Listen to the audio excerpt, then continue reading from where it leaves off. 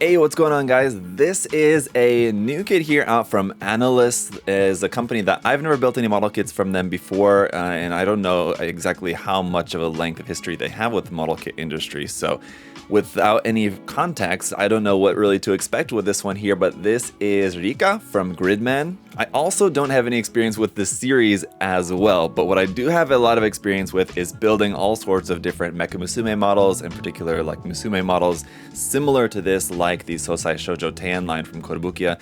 So what I'm going to focus on in this review here today is we're just going to be checking this out as a model kit. I'll let you know my thoughts about it just because I don't really have a whole lot of connection with the character herself, but I'll let you guys know how this functions as a model kit if you guys are interested in having a Rikka that you can have and build yourself and then put up on your shelf or your display case, or if you want to customize or whatever else you might want to do with it. We'll check it out here in today's video, so let's go ahead and get right into it. So speaking of Sosai Shoujo Teian, the box art here is very similar in that just we have this vertical style box art with just a nice big character illustration here of Takarada Rikka, just to give you guys a nice close-up look at that, and also there in the background as well. Really nice character illustration here. On the ends of the box, just kind of the same thing here. You can also get an idea of just how thin the box is, not a very thick box here at all. And on the side of the box, we have a look at some photos of the actual kit itself. Starting off with the fashion of it, I guess you can have it with the sweater on or off. With her uniform, a couple of different hairstyles here as well featured. It has the backpack, the cell phone for some detail parts there, for some options. And the style, as I mentioned, it's got different hairstyles, and I would imagine different face parts included, which we can see over here on this side. A vertical look here at the fully built and painted kit, and then a look at the water slide decals that we're going to have included for the lining around on the clothing, and then some eye decals, it looks like, for that. You'll notice here on the side of the box that this is a model produced by Annulus, but also in collaboration with Good Smile Company, so that kind of tracks. Let's go ahead and pop the box here and see what we've got inside. It should all be pretty familiar if you've built Mecha Musume style kits before. You probably have an idea, like I said, or especially the Sosai Shoujo Teian kits. You have a good idea about what to expect. I imagine the construction is all going to be very familiar. But let's take a look here at the instruction manual. We got the same character illustration here on the front. On the back, a look at this big kaiju, which I imagine is from the series, but again, can't really speak too much to that, and it's nothing that's included here with the kit, so we won't really worry too much about it. Falling out of the instructions is the water slide decal sheet, so let's go ahead and take a look at this. This has a couple of the seals and lining parts here for going around on the clothing, and then some decals here for the eyes, but we do have all these faces also in here pre-printed. Looks like we've got 5 different options, 1, 2, 3, 4 options. Actually, sorry, I can't count. But we also have those unprinted, so you can use the decals if you'd like, if you want to repaint those parts. We also have some hand parts here. It looks like open expressive hands, closed fists, open resting hands, and then a hand with the cell phone molded together. So it's not going to be an option that you have to hold and try to get to stick in the hand. It's molded together with the hand, which I think is going to make that a little bit more complicated to paint, but we'll take a look some more at that in a moment. Back to the manual itself. On the inside here, we've got our parts list and just kind of a look at everything that's included, and then it's straight into the construction. It looks like everything in here is going to be in black and white, so that's certainly different from a Good Smile kit. Most of the Plamax kits, for example, are all in full color, which is nice. We've got color once again here at the back for the coloring sample, which is basically just reference images for you to refer to when it comes to painting. We also have some more character illustration work down here as well for you to refer to. And that's about it for the manual. But getting into the rest of the runners, here we've got a clear runner which has the parts for the stand for this, so you'll be able to use this to have different poses and things with the arms that should attach onto the kit. We'll see how well that works in just a moment. And then runners A and B are going to be all of our skin tone parts here for the kit. As you can see, some large and small skin tone parts there. Runners C and D, I also want to show you guys together because they are slightly different. Runner C is going to be some parts for mostly the jacket, the sweater, I believe, which is in a kind of light cream color, whereas the parts here on runner D are in more white for the shirt underneath. So hopefully you guys can kind of see a little bit of the difference between those. Runner E is going to be a couple of smaller parts here in kind of a light salmon pinkish kind of color. And then runners G and I here are going to be parts in a dark navy blue for the hair, the skirt, and backpack and shoes parts here. So that's everything for the parts. I will say, first impression of the molding is that, as you can see here, especially on the hair parts, some very sharp and very nice molding on these, so it should look pretty good. Let's go ahead and get the kit put together. All right, guys, here she is all put together, and yeah, it should be pretty familiar for you guys if you've ever built any other kind of similar kits like this, like the Sosai Shoujo Teien kits from Kotobukiya, or like the Guilty Princess line from Max Factory, for example. So if you've built any of those, you should have a pretty good idea what to expect here with this one. There's a couple of spots where the construction is going to be a little bit different, but otherwise, yeah, it should be a pretty familiar build. So if you're a fan of the character, if you're a fan of this type of model kit, then you pretty much have a good idea of what to expect with this one. But we do have some nice options in here for, again, if you're a fan of the character. And overall, I think the model kit looks nice. Pretty nice representation of the character here, just straight out of the box. So let's first off talk about her accessories here, one of which is an actual accessory, the hairband there on the wrist. You can, of course, put that on either wrist. You have two of those, one which you can put here on the hand when the hair is down.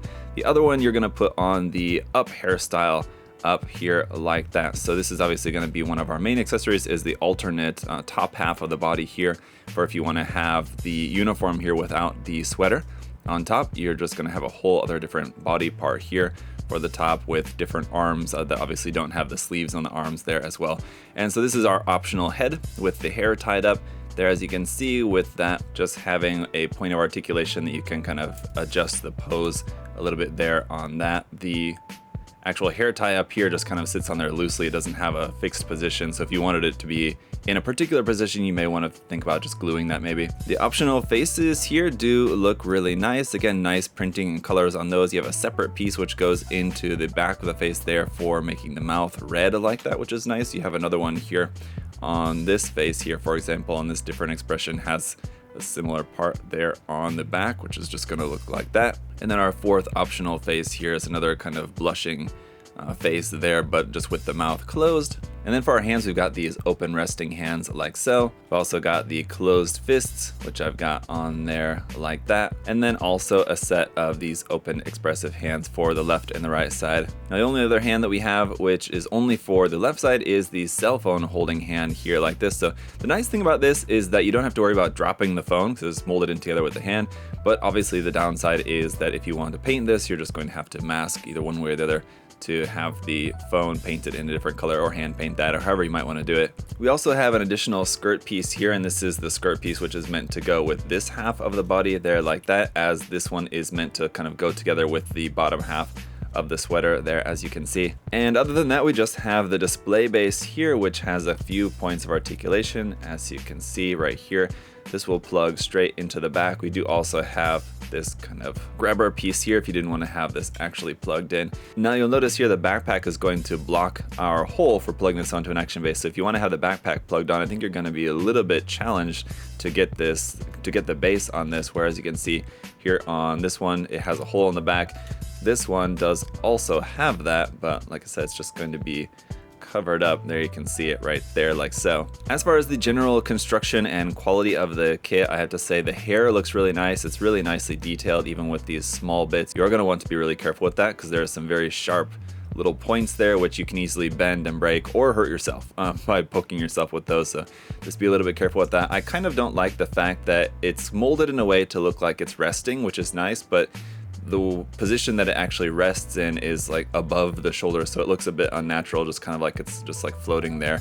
If you have the head pointed more forward like that, then the front part of the hair is actually resting on the front of the figure like so, but then the back part's kind of like blowing away, which I mean, I guess could look a bit natural, but it looks natural to the point that it just kind of depends on how you have it. It does kind of look a bit unnatural at the same time, if that makes sense. But nice molding and details here around for the clothing. There is of course going to be seam lines like on the arms and on the legs, which again is pretty normal for a model kit like this. There is a little bit of a weak point here in the shoulders. The arms tend to pop out of these ball joints really easily. I wish that these were just straight pegs into there instead of ball joints. The ball joints ideally give it better articulation, but it kind of happens to be that that socket in there is meant to move, but it just kind of gets stuck in there. It doesn't really bend outward as much as it's supposed to, or it's kind of difficult to get it to do that because you need to push this in in order to get the ball joint into the socket, but then once you try to pull that out to extend that joint outward, you're just going to pull the arm out of the socket. So it's a little bit tricky, but ultimately the articulation is all going to be pretty familiar here. It goes up,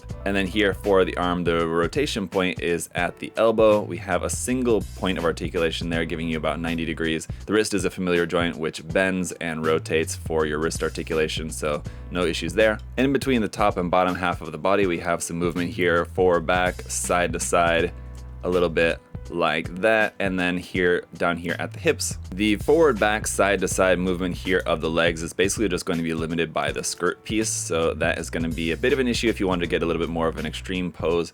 The leg at the knee will bend about 90 degrees there, as you can see in the arm, once again popped out of the socket up here. Down here at the ankle, the foot will rotate a little bit side to side, forward and back here as well.